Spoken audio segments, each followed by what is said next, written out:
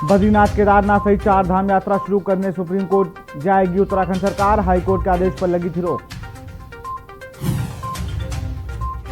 उत्तराखंड में कोरोना की रफ्तार पड़ी धीमी। 24 घंटे में मिले 194 नए संक्रमित, 1 की मौत, 237 मरीज हुए ठीक।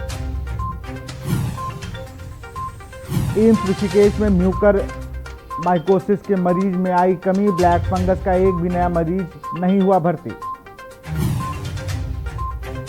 उत्तराखंड में परिवहन कर्मियों को राहत। 23 करोड़ निगम के खातों में पहुंचेंगे और आज से मिलेगा वेतन। राजाजी में खुलेगा कांकरो पर्यटक जोन। 22 किलोमीटर लंबा होगा जोन का ट्रैक। वन्यजीवों के दीदार कर सकेंगे सैलानी। आप देख रहे हैं के न्यूज, खबरों का सारथी। नमस्कार, स्वागत है आपका बुलेटिन में। मैं हूं आपके साथ विशाल और बुलेटिन की शुरुआत करेंगे इस वक्त की बड़ी खबर के साथ। देहरादून से खबर आपको बता रहे, राजनीतिक गलियारों में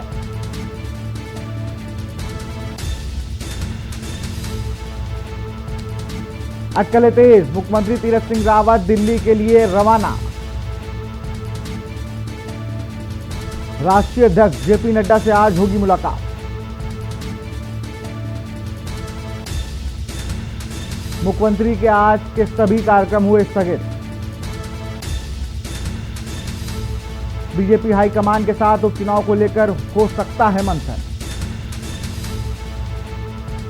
राजनीतिक गलियारे में अटकलें तेज।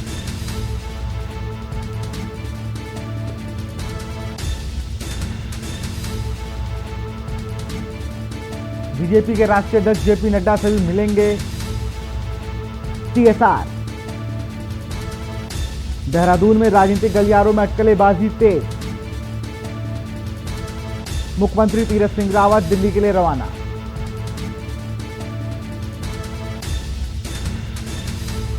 राष्ट्रीय अध्यक्ष जेपी नड्डा से आज होगी मुलाकात। मुख्यमंत्री के आज के सभी कार्यक्रम हुए स्थगित।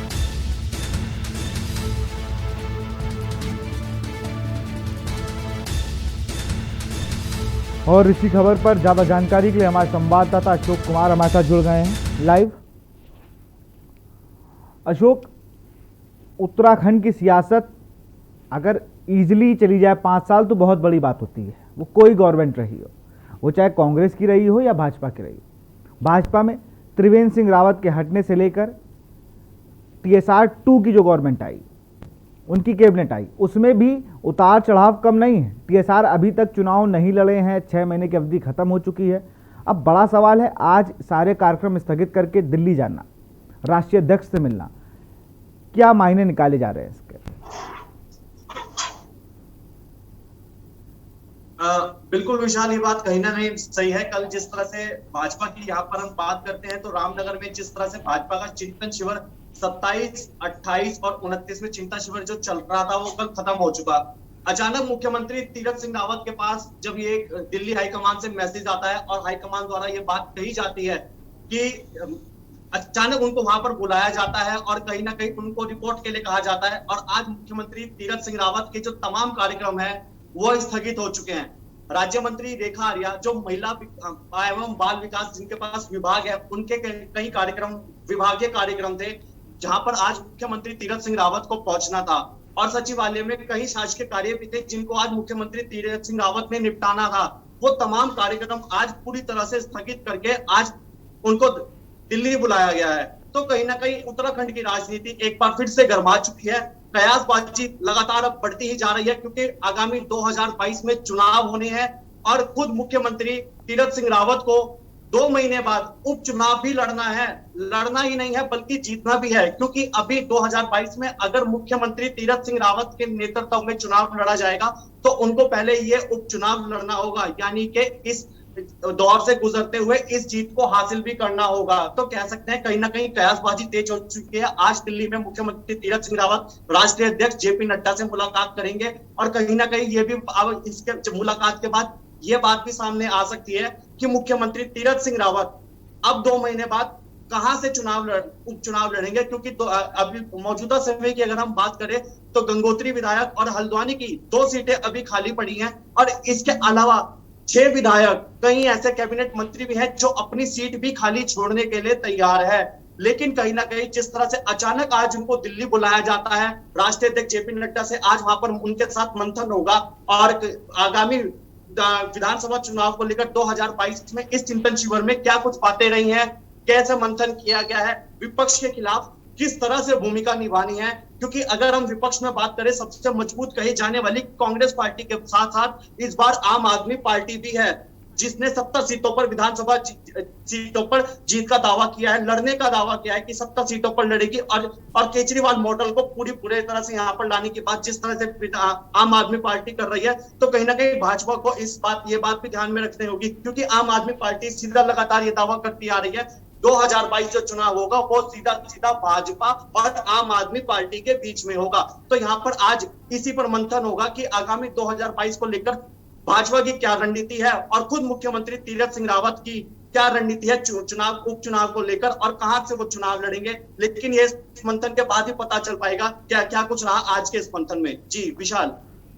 अशोक, एक ये मेरा मानना है, ये मेरा पर्सनल मानना है कि जो अभी हरिद्वार कुंभ को लेकर जो बातें हुई, जो घोटाले की बात सामने आई, पुरानी सरकार और नई सरकार की बात जो करी त्रिवेंद्र सिंह रावत ने, मुझे लगता है इस बात पर भी आज केंद्रीय नेतृत्व कुछ सवाल जवाब करेगा जरूर टीएसआर से।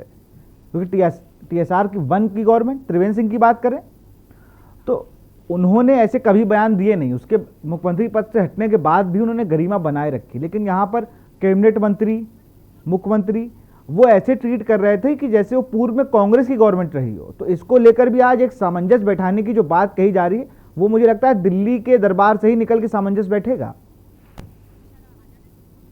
बिल्कुल विशाल, आपने ये बात कहीं ना कहीं बहुत सही कही है। क्योंकि जिस तरह से जब मुख्यमंत्री तीरथ सिंह रावत ने सूबे की कमान संभाली थी, तो सूबे की कमान संभालते ही कहीं ना कहीं वो विवादों में दिखाई दिए। यहाँ अगर हम बात करते हैं तो कहीं ना कहीं लड़कियों के कपड़ों पर भी बात यहाँ पर सामने आई। रिप जींस को लेकर, जिस तरह से फटी जींस को लेकर एक बयान उनका सामने आया, जिसके चलते वो विवादों में रहे। अमेरिका को भारत का गुलाम बता दिया, कहीं ना कहीं उसके चलते विवादों में रहे। कई ऐसे मंत्री हैं, कैबिनेट मंत्री ऐसे यहाँ पर सामने हैं कि उनके चलते यहाँ पर बातें विवादों में रहे, कहीं ऐसे बयान सामने आए, तो उस पर भी मंथन हो सकता है। और जिस तरह से अभी हम यहाँ पर अगर बात करते हैं हरिद्वार की, तो हरिद्वार में जिस तरह से कोरोना घोटाला अभी यहाँ पर चल रहा है, उसको लेकर लगातार कहीं ना कहीं सरकार पर सवाल खड़े हो रहे हैं। जिस तरह से लगातार हाई कोर्ट की फटकार लगाई जा रही है राज्य सरकार को, उस पर भी आज हम मंथन हो सकता है। लेकिन एक जरूर हम यहाँ पर कहेंगे कि आज का जो मंथन है ये बहुत ही महत्वपूर्ण मंथन है। राष्ट्रीय अध्यक्ष जेपी नड्डा से जिस तरह से बात की जाएगी, अशोक, ये मंथन वाली बात आप कह रहे हैं ना बार बार, इस मंथन का रस जो है, इस मंथन का रस क्या निकलेगा?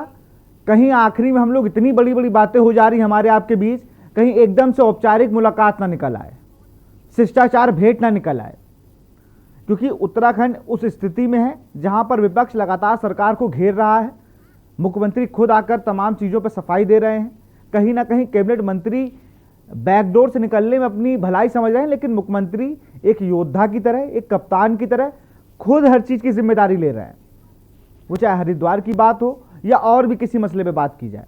लेकिन दिल्ली जाना, पूर्व की घटनाएं अभी जो 20 दिनों में हुई हैं, ये कहीं ना कहीं दर्शाता है कि इन पूरी घटनाओं को केंद्र के नेतृत्व ने उन पर एक्शन लेने की बात नहीं, लेकिन उन पर एक ध्यान किया है। उन्हें स्वतः संज्ञान में लेते हुए मुख्यमंत्री को बुलाया है दिल्ली, वहाँ उत्तराखंड के प्रभारी भी होंगे। तो कहीं ना कहीं बातें आज काफ़ी देर तक चलने वाली हैं।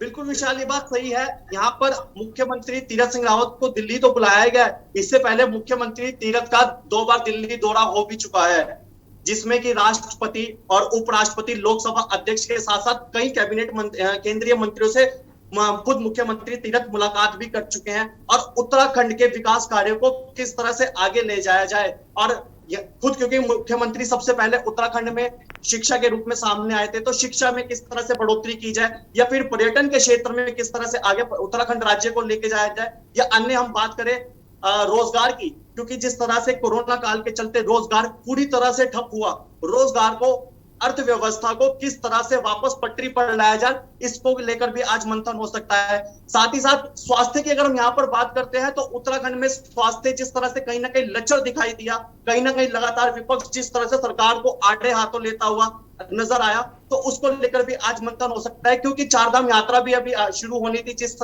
आगामी 1 जुलाई से जो चारधाम यात्रा शुरू होनी थी, हाई कोर्ट ने एक बार फिर से अग्रिम आदेशों तक उसको स्थगित कर दिया। तो कहीं ना कहीं लगातार जिस तरह से हाई कोर्ट की फटकार कहीं ना कहीं राज्य सरकार को मिली, तो इसको लेकर कहीं ना कहीं सवाल ऐसे सरकार पर खड़े होते हैं। हालांकि जिस तरह से आज मुख्यमंत्री तीरथ को बुलाया गया है और इस बीच किस तरह से हाई कोर्ट की फटकार के बाद मुख्यमंत्री तीरथ ने उनको मॉनिटर किया है, सब चीजों को ध्यान में रखते हुए एक निष्कर्ष पे मुख्यमंत्री तीरथ पहुंचे हैं, उसी को ध्यान में रखते हुए आज मंथन किया जाएगा कि किस तरह से आपने एक पूरा फॉर्मेट तैयार किया था, किस तरह से एक पूरा यहाँ पर रणनीति बनाई थी और आगामी क्या। बिल्कुल अशोक, आप हमारे साथ बने रहिए, हम लोग इस पर नजर बनाए रखेंगे। त्रिवेंद्र सिंह रावत के मुख्यमंत्री बनने के बाद तीरथ सिंह रावत को मुख्यमंत्री बनाया गया था, उसके बाद लगातार दिल्ली के बात की जाए तो वहां पर अटकलें तेज हैं। आज दिल्ली दौरे पर है तीरथ सिंह रावत, उठापटक के बीच आज उनका दिल्ली दौरा है। बीजेपी हाईकमान के साथ उपचुनाव को लेकर बात हो सकती है, मंथन हो सकता है।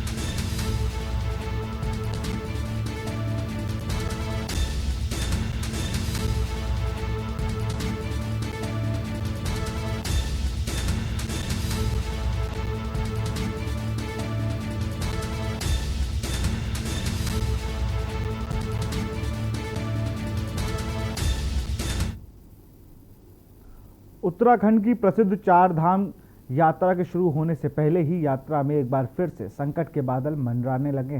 दरअसल नैनीताल हाईकोर्ट के आदेश के बाद राज्य सरकार ने अग्रिम आदेशों तक के लिए यात्रा को स्थगित कर दी।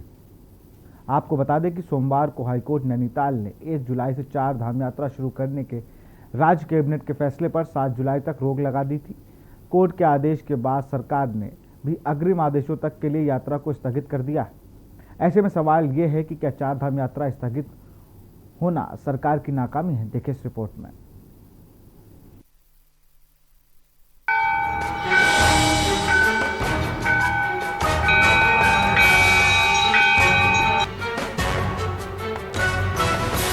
देश और दुनिया की प्रसिद्ध चार धाम यात्रा शुरू होने से पहले ही स्थगित हो गई है। दरअसल हाईकोर्ट ने 1 जुलाई से चार धाम यात्रा शुरू करने के राज्य कैबिनेट के फैसले पर 7 जुलाई तक रोक लगा दी है। अदालत ने सरकार को पूजा अर्चना का लाइव टेलीकास्ट कराने के निर्देश दिए हैं। साथ ही 7 जुलाई को कोर्ट में शपथ पत्र पेश करने को कहा गया है। इस मामले की सुनवाई मुख्य न्यायाधीश न्यायमूर्ति RS चौहान और न्यायमूर्ति आलोक कुमार वर्मा की खंडपीठ ने की। कोर्ट ने कहा है कि दुनिया के वैज्ञानिक कह रहे हैं कि डेल्टा प्लस वेरिएंट बेहद खतरनाक है और कोविड की तीसरी लहर से बच्चे सर्वाधिक प्रभावित होंगे, मगर सरकार की ओर से इन परिस्थितियों में SOP का कैसे अनुपालन किया जाएगा, इसका उल्लेख ही शपथ पत्र में नहीं है। शपथ पत्र SOP के संबंध में राज्य सरकार द्वारा दिया गया था, कोर्ट उससे बिल्कुल संतुष्ट नहीं थी। चारधाम यात्रा में जो 3 जिलों के लोगों को परमिट किया गया है, उसमें भी मेडिकल की व्यवस्थाएं क्या होंगी, इसका स्पष्ट उल्लेख नहीं था। तो कोर्ट ने वर्तमान परिस्थितियां और डेल्टा प्लस वेरिएंट का जो प्रसार हो रहा है, उसको देखते हुए राज्य सरकार का जो कैबिनेट डिसीजन है 25 तारीख का, जिसमें चारधाम को सीमित रूप से परमिट किया गया, उस पर रोक लगा दी।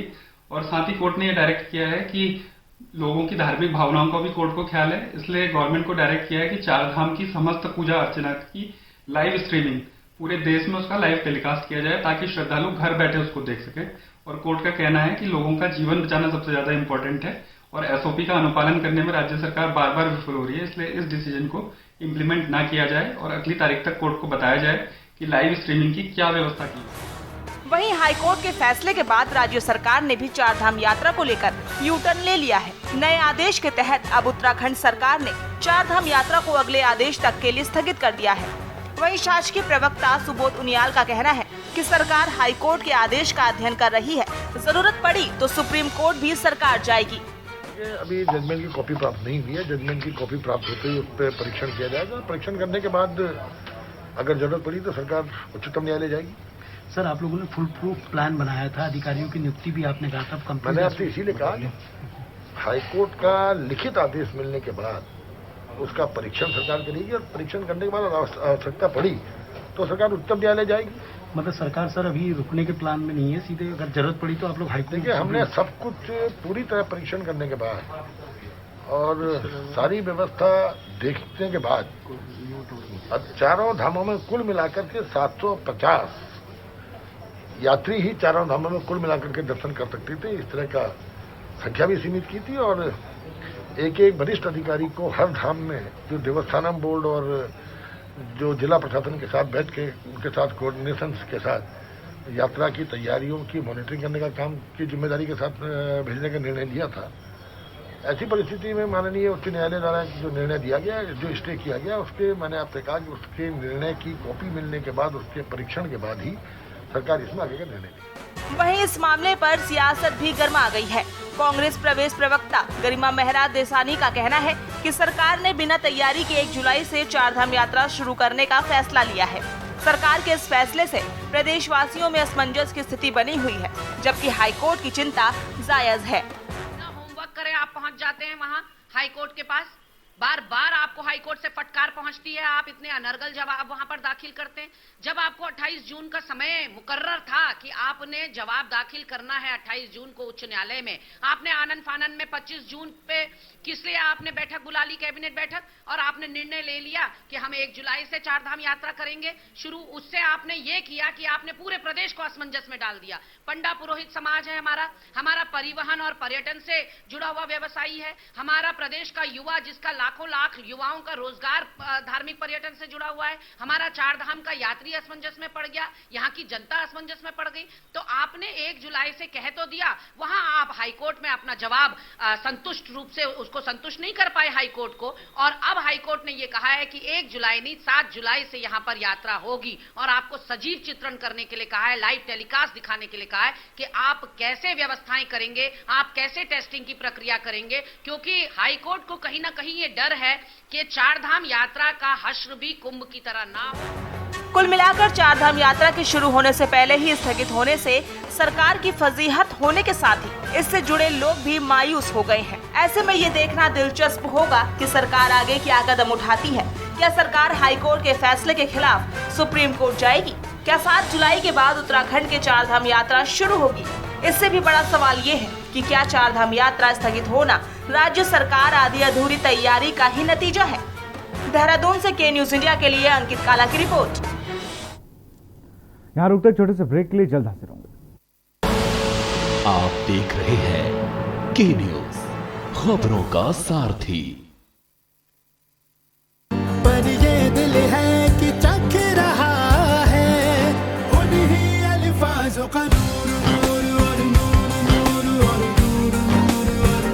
दूर कितना भी जाओ, इस जुबान से दूर ना जा पाओगे। विमल, बोलो जुबान केसरी। और खुशबू में झूम के भाई लेके आए गोल्डी मसाले। गोल्डी मसाले, खुशबू और स्वाद ऐसा तो रिश्तों में गुस्सा कैसा। आप देख रहे हैं के न्यूज, खबरों का सारथी। ब्रेक के बाद आपका स्वागत है। अब लोग बात करेंगे यात्रा पर रोक गाइडलाइन जारी। इस पर अशोक कुमार हमारे साथ संवाददाता बने हुए हैं देहरादून से। अशोक, सरकार ने कहा यात्रा कराएंगे, हाईकोर्ट ने कहा नहीं, 7 तक रोक लगा दी है। नाकामी, विपक्ष कह रहा है ये नाकामी है, ये सरकार जो आई है ये नाकाम सरकार है, इसकी वजह से यात्रा नहीं हो पा रही है और यात्रा से बहुत ना होने से काफ़ी नुकसान हो रहा है उत्तराखंड को, जबकि राज्य सरकार सुप्रीम कोर्ट तक जाने को तैयार है। बिल्कुल विशाल, ये बात सही है कि कहीं ना कहीं यात्रा ना होने से जो वहां के स्थानीय व्यापारी हैं उनको बहुत ज्यादा नुकसान हो रहा है। कोरोना की जब पहली लहर आई थी तब भी यात्रा को हालातों को देखते हुए स्थगित कर दिया गया था, और इस बार जब कोरोना की दूसरी लहर आई और जिस तरह से हालात बेकाबू हुए उसके चलते भी यात्रा को कहीं ना कहीं स्थगित कर दिया गया। हालांकि अब जो हाल ही में हुई कैबिनेट बैठक में यह प्रस्ताव भी आया और सरकार ने इस प्रस्ताव पर मोहर भी लगाई और आगामी 1 जुलाई से स्थानीय जिलों के लिए चारधाम यात्रा को शुरू करने की अनुमति भी दे दी और 11 जुलाई से पूरे उत्तराखंड के लिए यात्रा का प्रारंभ करने की जो अनुमति है वो राज्य सरकार द्वारा दे दी गई। लेकिन यहाँ पर सवाल ये खड़ा हो चुका है, 28 तारीख को जो सुनवाई हुई, यानी कि सोमवार को हाई कोर्ट में जब ये सुनवाई होती है तो फिर एक बार हाई कोर्ट द्वारा इस पर रोक लगा दी गई, क्योंकि हाई कोर्ट कहीं ना कहीं अभी भी संतुष्ट है राज्य सरकार की तमाम तैयारियों से। इस बार जो हाई कोर्ट के सामने जब पेश की गई, जो यहाँ शपथ पत्र जो पेश किया गया, 177 पन्नों का शपथ पत्र हाई कोर्ट के सामने पेश किया गया था, लेकिन उन तमाम शपथ पत्र में, उन तमाम पन्नों में एक भी बिंदु ऐसा नहीं था कि जिससे हाई कोर्ट संतुष्ट हो पाए और यह बात कह सके कि चार धाम यात्रा को फिर से शुरू किया जा सकता है।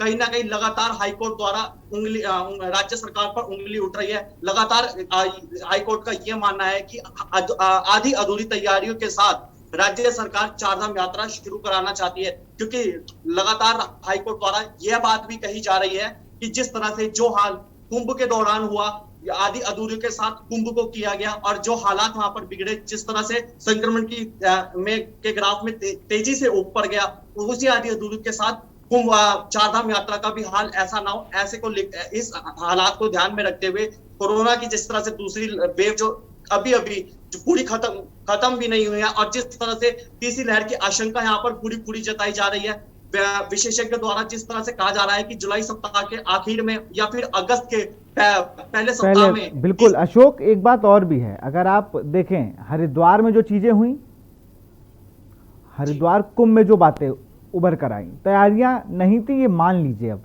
क्योंकि इतना बड़ा कोरोना, आपको इतना बड़ा फंक्शन या कोई भी, वो तो आप नहीं रोक सकते, वो सब पहले से डिसाइड होता है कब कुंभ पड़ेगा, किस किस घड़ी में शाही स्नान पड़ेंगे, इसको आप नहीं रोक सकते। लेकिन तैयारियों में कुछ कमी रह गई, पूरी तरह से नहीं लेकिन कुछ कमी रह गई।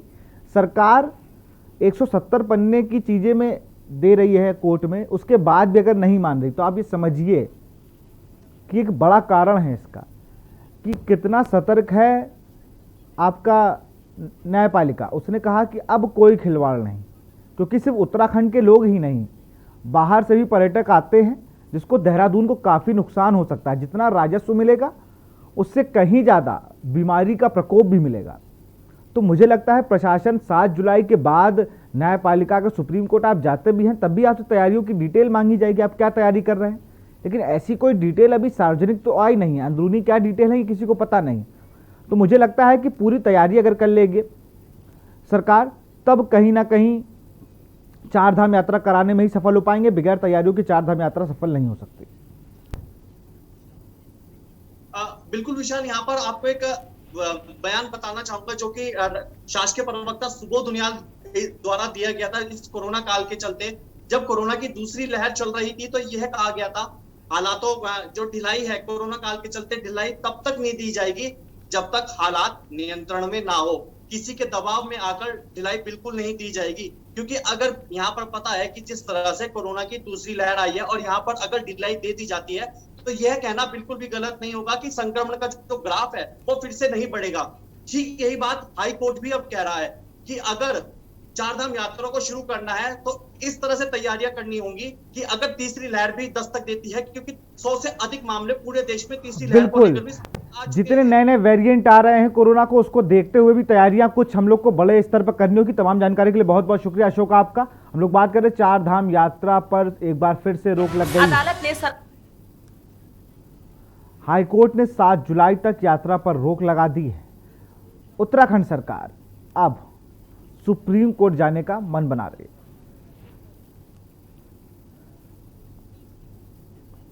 और इसी बीच देहरादून से बड़ी खबर आ रही है। देहरादून से बड़ी खबर आपको बता रहे हैं, उत्तराखंड विधानसभा चुनाव का बिगुल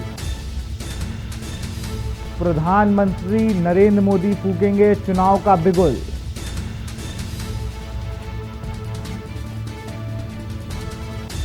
नवंबर में पीएम की उत्तराखंड में प्रस्तावित रैली,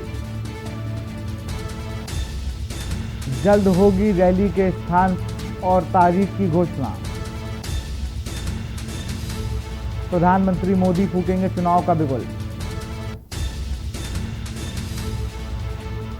नवंबर में पीएम मोदी की उत्तराखंड में प्रस्तावित रैली।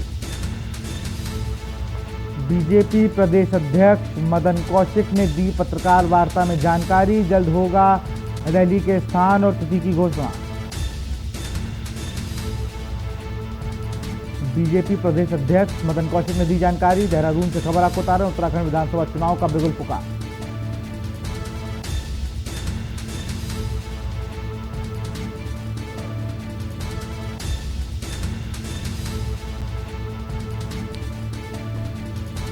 और इसी खबर पर अधिक जानकारी के साथ हमारे संवाददाता अंकित काला हमारे जुड़े। अंकित, अब प्रधानमंत्री नरेंद्र मोदी फूकेंगे चुनाव का बिगुल, उत्तराखंड में चुनाव प्रचार की शुरुआत मानी जाए इसको। अंकित, बिल्कुल, देखिए विशाल, उत्तराखंड में साल 2022 में विधानसभा चुनाव होना है और अब उसमें कोई बहुत ज्यादा समय नहीं रह गया। करीब 8 से 9 महीने में ये सब चीजें शुरू हो जाएगी। तो इन सब चीजों को देखते हुए प्रधानमंत्री नरेंद्र मोदी जो उत्तराखंड में रैली करेंगे और कहीं ना कहीं जनता को केंद्र और राज्य सरकार की जो योजनाएं हैं जिससे कि जनता लाभान्वित हुई है उसके बारे में जानकारी देंगे, जनता को संबोधित करेंगे। अभी ये जानकारी बीजेपी के प्रदेश अध्यक्ष मदन कौशिक की तरफ से दी गई है विशाल, और इसमें अभी कहाँ प्रधानमंत्री की रैली होगी, इसके अलावा क्या तारीख होगी, कितनी वो जनसभाएं करेंगे, इस सब विषयों पर अभी क्लियरिटी नहीं आई है। लेकिन प्रधानमंत्री का नवंबर में एक दौरा प्रस्तावित है, इस बात की जानकारी बीजेपी के प्रदेश अध्यक्ष मदन कौशिक ने दी है। और कहीं ना कहीं प्रधानमंत्री की इस जनसभा से ये चीज साफ हो जाएगी कि उत्तराखंड में चुनावी बिगुल प्रधानमंत्री के हाथों से होगा और उनके संबोधन के साथ ही उत्तराखंड में चुनावी बिगुल फूकेगा। और भाजपा ने साल 2022 में जो विधानसभा का चुनाव होना है उसमें 60 से अधिक सीटें जीतने का दावा किया है। बिल्कुल, अधिक सीटें जीतने का दावा भी किया और यही बताया कि बीजेपी की सरकार फिर से आएगी उत्तराखंड में। बहुत बहुत शुक्रिया अंकित आपका तमाम जानकारी के लिए। प्रधानमंत्री नरेंद्र मोदी फूकेंगे चुनाव का बिगुल।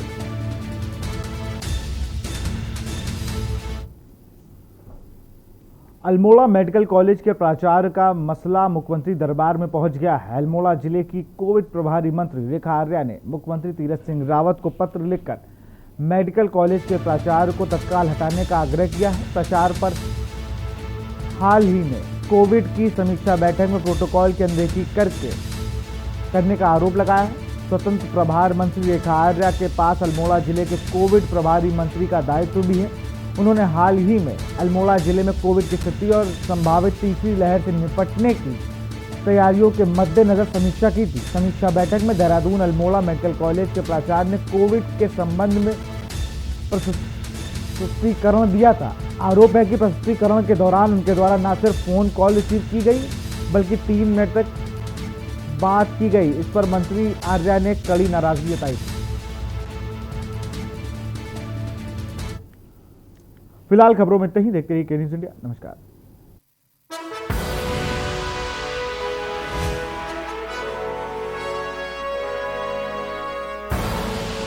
आप देख रहे हैं के न्यूज़, खबरों का सारथी। जुबान के लिए उड़ चला गैरों की ज़मीं पर, खुशबू अपने पन की ढूंढता और दूर कितना भी जा इस जुबान से दूर ना जा पाओगे। विमल, बोलो जुबान केसरी। कोर्ट कचहरी के ना लगे चक्कर, सबसे अधिक यही है बेहतर।